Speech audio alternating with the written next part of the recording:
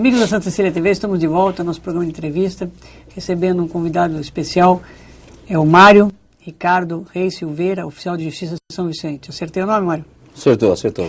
O Mário é oficial de Justiça em São Vicente, professor de História, já esteve no nosso programa e vai falar um pouquinho do trabalho do oficial de Justiça, esse trabalho agora de final de ano, começo de ano. O pessoal pensa que o oficial de Justiça para, né? Não é bem assim, né, Mário? Não é. Nem o oficial para, nem a Justiça e nem os advogados, né? O pessoal que trabalha com a Justiça no final do ano, aliás, está agora numa discussão, entra de novo aquela velha discussão, quando vão se normatizar adequadamente a questão do recesso forense, final de ano, ou férias. Férias não pode ser mais, na Constituição 93 lá diz que não pode ter.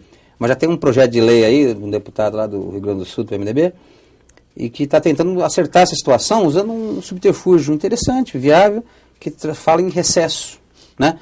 Fala em recesso forense não em feriado, mas para poder dar o direito principalmente o pequeno advogado, aquele pequeno escritório, o advogado que trabalha individualmente, de poder descansar, né, cara? Porque é cruel. É cruel.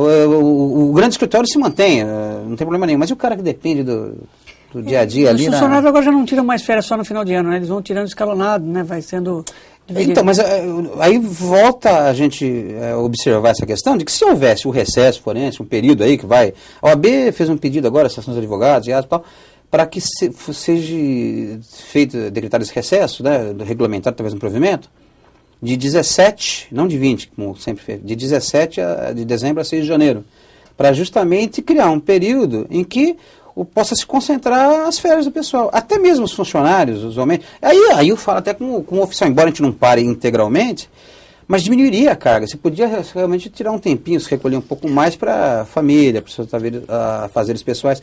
Concentraria as férias dos funcionários, dos juízes e tal, dos advogados, nesse período, né? É sobre isso que eu queria falar, Mário. Essa questão aí dos mandados, nessa questão das férias. Você continua intimando, né, para as partes entenderem, os advogados, você continua intimando, né, só não está correndo o prazo e efetivamente as audiências que são aquelas que não são de réu preso, que não são de casos urgentes, elas são, né? Elas são comparadas, mas tudo que demanda urgência, né, vai continuar, não tem como parar, mesmo porque é norma constitucional de que a justiça não para, né? A atividade judicial não cessa, e não cessa mesmo. A gente tem os plantões judiciários, né, onde funciona a primeira instância, segunda instância. Às vezes a turma acha que é só a primeira instância. Não, segunda instância. Esse último fim de semana, tivemos aí até a suspensão da carga aí do navio, que aconteceu na Cista Vale em São Vicente, estava no plantão judiciário, foi em cumprimento maior do desembargador.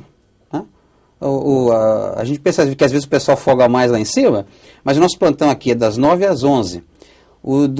Da segunda instância começa às 11, termina às 4. Mas das 4 às 6, o serviço do cartório de segunda instância continua. Funciona direitinho. Mário, essa questão hoje, né, do tempo que o Mário deu a entrevista aqui, teve algumas alterações. No juizado especial acontece muito isso. Às vezes o oficial de justiça que vai cumprir, né, vai fazer uma diligência, não é o mesmo que vai fazer uma adjudicação. Isso tem acontecido? Como é que tem sido essa questão aí das comarcas São Vicente, Santos, quando vem uma precatória, quando vem uma questão de penhora? É o mesmo oficial?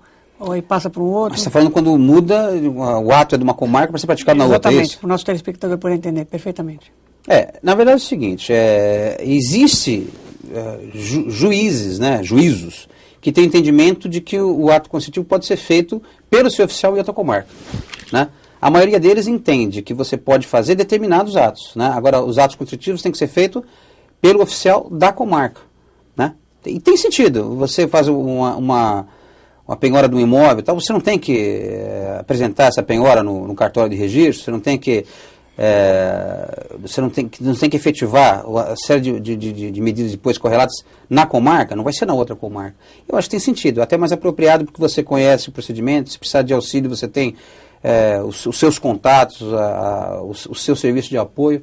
Eu acho que precisaria até ter uma normatização mais conjunta. A gente ainda não tem. Existe o que uma maioria faz, né? Que é limitar atos de intimação, tal, citação, tudo bem.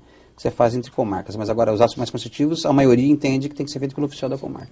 Manda essa precatória. Essa questão hoje do oficial de justiça, né, ter uma qualificação melhor, até para poder redigir uma certidão, hoje ajuda, né, Mário? Porque, infelizmente, antigamente, com né, certeza.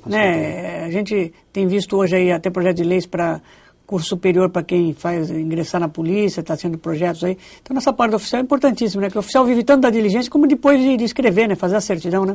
Eu acho essencial. É essencial porque, às vezes, você pega determinados casos em que o contato que o cidadão tem com a justiça é só o oficial. Ele tem que entender, saber dar uma resposta para o cidadão. Não dá para você praticar um ato coercitivo, duro, ali junto à parte, que às vezes comete irregularidades ou está sofrendo uma coerção judicial legal e não tem exata noção do que está acontecendo. Você sabe disso. Às vezes, não sei se você ainda trabalha, eu já tive que fazer muito trabalho de assistência judiciária, não sei se você ainda atua nessa área. Mas às vezes o coitado do advogado que recebe uma nomeação e não pode se furtar dela, não tem um advogado que está começando, não tem condições de ficar indo a contato com a parte e tal. Então, às vezes a parte mal vê o seu advogado. E o contato que ela tem com a justiça é o oficial que vai citar, o oficial que vai intimar para a audiência e o oficial que amanhã vai lhe fazer um ato coercitivo. Uma certidão mal feita tanto prejudica na parte civil como na parte criminal também. Sim, a certidão é fundamental. A certidão do oficial, ela permite, por exemplo, que o promotor peça uma prisão se o cara está se ocultando, o réu está se ocultando, permite que você, por exemplo, vislumbre aquelas fraudes contra a assistência judiciária gratuita. É uma arma, não é um instrumento essencial, eu acho, dentro do processo da certidão. Eu já vi muito processo aí que a certidão do oficial é determinante. Né, eu já soltei clientes com a certidão do oficial de justiça. Então, essa é a questão, quer dizer, é importante saber, né? O oficial de justiça relata os fatos, quer dizer, se ele for destratado, tudo ele relata ali e informa ao juiz que, obviamente, vai tomar as providências devidas e as partes vão requerer aquilo que é pertinente com a certidão.